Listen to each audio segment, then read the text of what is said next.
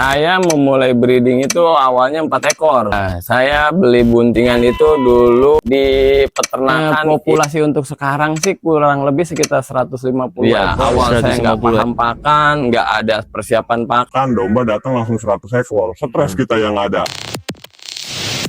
Sebelum lanjut ke videonya, jangan lupa tekan tombol subscribe karena subscribe itu gratis. Mari kita dukung terus peternakan dan UMKM Indonesia.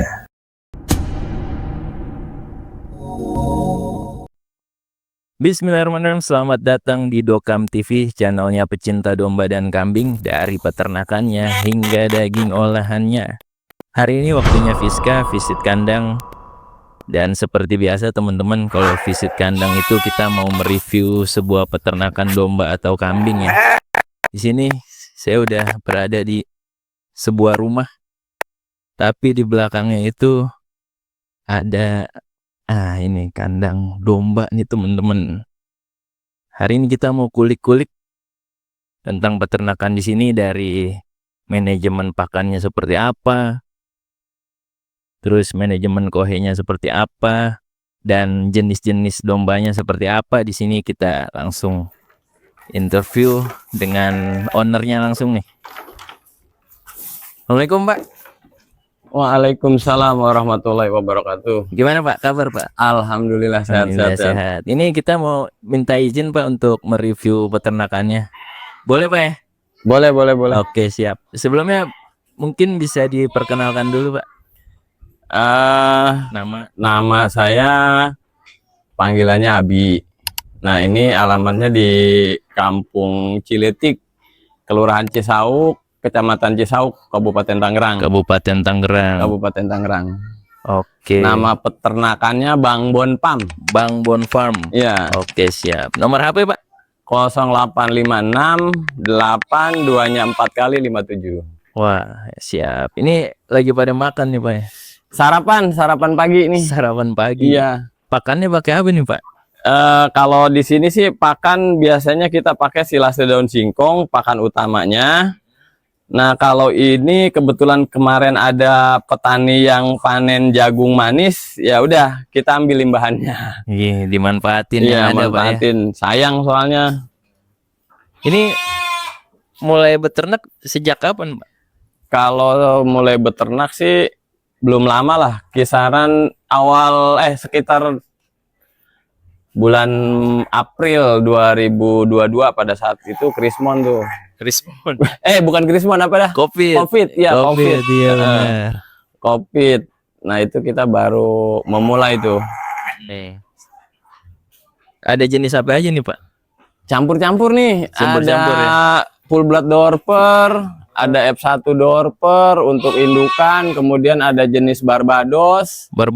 Ya, yang coklat hitam. Iya, yang coklat hitam ini Barbados nih. Kemudian ada Garut, ada Dombos, ada juga Merino ya di sana, tapi ada juga tuh yang cross dari Suffolk.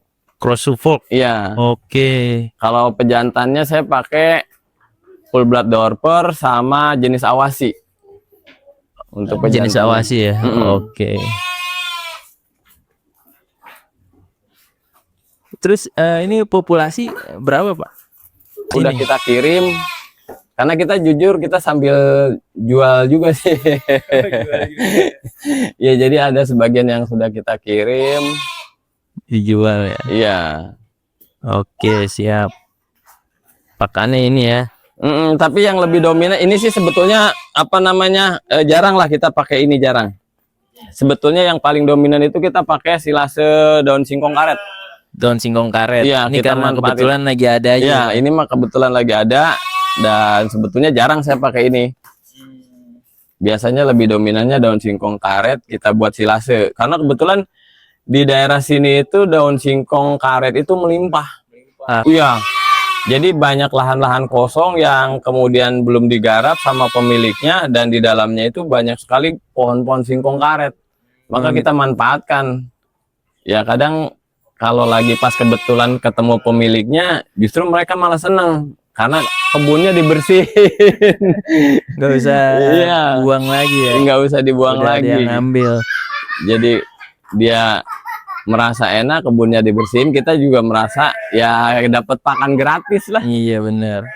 Awal mulanya gimana sih Pak sampai memutuskan untuk beternak gitu? Saya dulu itu memang usaha di ikan saya. Saya dulu beternak ikan tapi bukan di sini, di daerah Jatiluhur. Nah, tapi ya banyak kendala lah, namanya usaha tidak dekat rumah lah gitu kan ya. Kita juga kalau lagi pas nengok ke sana jauh. Nah, akhirnya saya coba. Itu awal mula sekali sih sebetulnya bukan breeding. Bukan breeding. Iya, bukan. Jadi apa tuh Pak? Saya dulu itu jual domba untuk kurban. Domba untuk Domba kurban. untuk kurban, karena gini, di kita umumnya di Tangerang ini ya domba untuk kurban, Jabodetabek lah ya ya. Jabodetabek lah. Itu domba-domba kurban kan potensinya lumayan bagus lah marketnya gitu. Kalau di pas menjelang Idul Adha. Nah, saya itu tertarik tuh. Akhirnya ya saya coba. Nah, cuman karena memang di awal saya nggak ngerti ilmunya, saya begitu posisinya mesen, kandangnya belum siap segala macam, waduh capek banget tuh. Capek banget. Saya pesen 100 ekor domba, saya minta dikirim H-10, ternyata dikirim 3 bulan sebelum. 3 bulan sebelum. Sedangkan kita Idul nggak Adha. punya persiapan. Oke. Iya. Ya udah. Begitu domba datang stres kita. Iya, domba teriak semua, pakan nggak ada. Ya kita nggak ngerti, bagaimana nih? Akhirnya gimana tuh Pak? Ya akhirnya alhamdulillah ada temen. Udah katanya nggak usah bingung, urusan ngarit saya yang ngerjain. Nah, kebetulan dia mau. Nah, dia yang ngarit tuh. Alhamdulillah akhirnya bisa kita tangani lah persoalan pakan. Karena memang dominasi peternak memang masalahnya di pakan. Iya, awal stres kita yang ada. Tidur nggak bisa tidur mikirin domba gimana. Dan 100 ekor itu habis. Alhamdulillah habis terjual. Alhamdulillah habis. Karena memang kondisinya pada saat itu saya menjual mungkin di bawah pasar lah. di bawah pasar. Iya, di bawah pasar. Karena tujuan utama saya, karena setiap tahun gini, setiap tahun itu kami tuh selalu berkurban, dan ketika kami berkurban, kami selalu mendapatkan domba-domba yang harganya cukup fantastis. Padahal kalau bicara kondisi dombanya biasa-biasa saja. Tapi kan harganya bisa sampai 5 juta, 4,5 juta, bahkan ada yang sampai 7 juta kan gitu. Tapi dengan kualitas domba yang menurut saya standar lah. Nah, waktu itu motivasi saya gini, saya pengen orang itu ibadah, dia ingin berkurban dengan kondisi keuangan yang minim pun bisa dilakukan. Makanya waktu itu saya hanya menjual domba di harga 2,5 jutaan. 2,5 juta. 2,5 juta dengan posisi kualitas domba ya sama dengan harga di pasaran kualitasnya. Iya, oke. Gitu. Tapi dengan harga yang lebih minim. Lebih minim lah. Murah, jadi ya? masyarakat sekitar yang kondisi keuangannya minim, dia tetap masih bisa kurban. Kemudian kondisi sedikit banyak kita bisa bantu orang lah intinya gitu. Benar. Nah, alhamdulillah tuh 100 itu sisa 6. Yang awalnya saya beli 100 terjual 94, sisa 6. Yang satu saya kirim ke masjid, satu kirim ke musola, yang 4 kita potong sendiri, kita bagiin dagingnya. Tetangga ya, Pak. Alhamdulillah. Siap. Alhamdulillah. Wah, ini luar biasa nih. Kita sambil jalan-jalan. Boleh.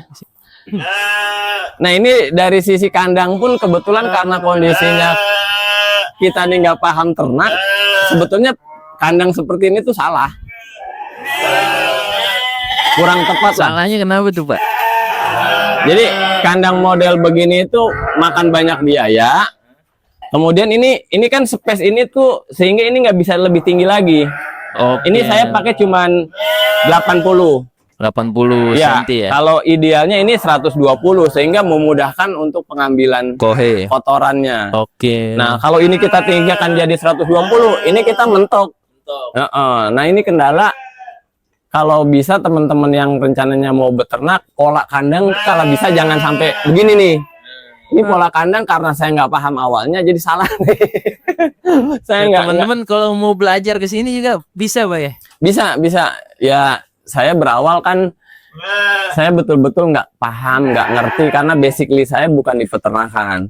Nah, ketika sedikit banyak nih saya sudah berjalan hampir 3 tahun, mungkin sedikit banyak mengenai peternakan saya udah mulai paham sedikit-sedikit lah. Apa yang saya tahu dan saya bisa tuh bener-bener saya pun pengelolaannya, termasuk juga cara nyuntik segala apa itu saya ajarin. Gitu, dan itu free. Kenapa? Itu saya terasa dulu pada saat saya memulai beternak itu sulit banget untuk nyari partner ataupun orang yang mau mentorin. Nah, ketika ada teman-teman yang memang kondisinya mau belajar, ayo kita belajar sama-sama. Saya juga sebetulnya masih belajar. Karena kan posisinya namanya ilmu pengetahuan di bidang peternakan kan banyak terus lebih ya? lagi ya yang lebih tahu dan lebih berpengalaman. Tapi minimal basicnya ya untuk awal saya masih bisa bantu lah gitu. Siap. Cara Nggak harus beli, Pak ya? enggak, persoalan beli itu kondisinya itu mah nomor sekian lah. Yang penting ketika orang atau teman-teman mau belajar beternak, memahami dulu cara beternak yang baik, terus polanya seperti apa, cara membuat kandang yang baik seperti apa, itu insya Allah nanti saya bantu. Siap. Gitu. Ya kalau posisinya kita hanya berpatokan orang datang ke sini harus beli, ya aduh. Wah, Iya. repot. Membatasi Iya. silaturahmi, Pak. Iya betul. Saya pengennya teman-teman datang ke sini tuh kita ngopi-ngopi aja lah.